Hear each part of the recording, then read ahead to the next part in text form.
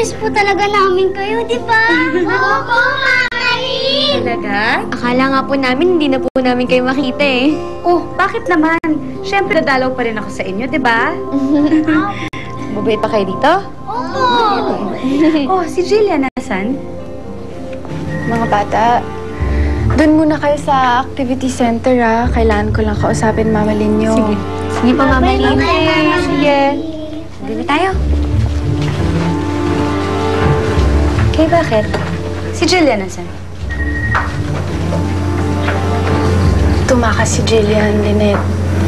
Hindi nga namin alam kung nasan siya nagpunta eh.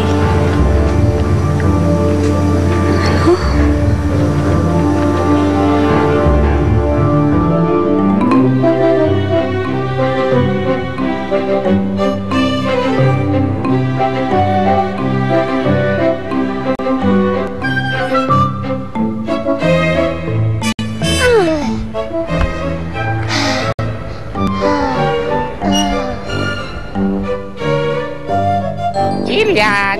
Yuhu! Ilabas mo ko dito! Tik-tak!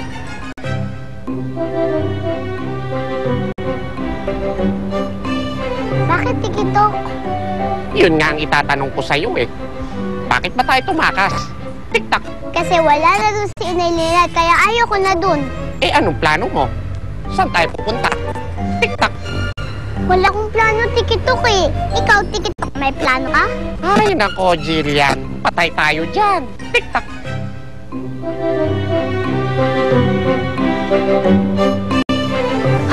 Paano ba nangyaring nakatakas si Jillian?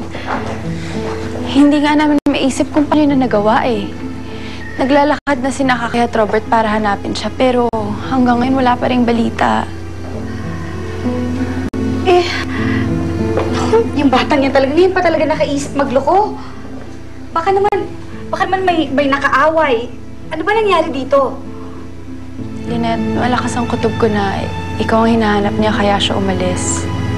Bago nangyari yun, tanong siya ng tanong kung ano yung address mo. Saka na naman niya sinabi na ikaw lang ang gusto niya maging nanay. Kaya nga ako bumalik dito kay kasi meron ako importanteng sasabihin sa kanya. Gusto ko kasing sabihin sa kanya na aampun ko na siya. Ha? Aampanin mo na si Jillian? Oo. Pero Kay, paano ko pa gagawin yun? Eh, wala siya dito. Nawawala siya ngayon. Saan kaya nagpunta si Jillian?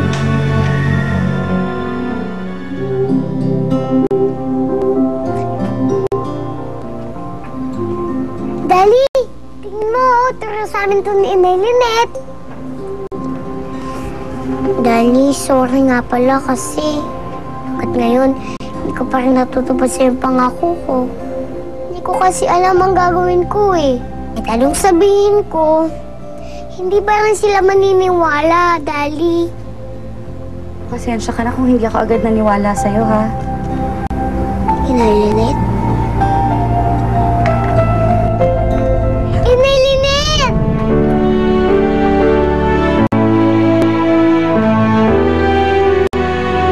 Sarap mag-relax. Sarap mag-decaf. Nescafe Decaf.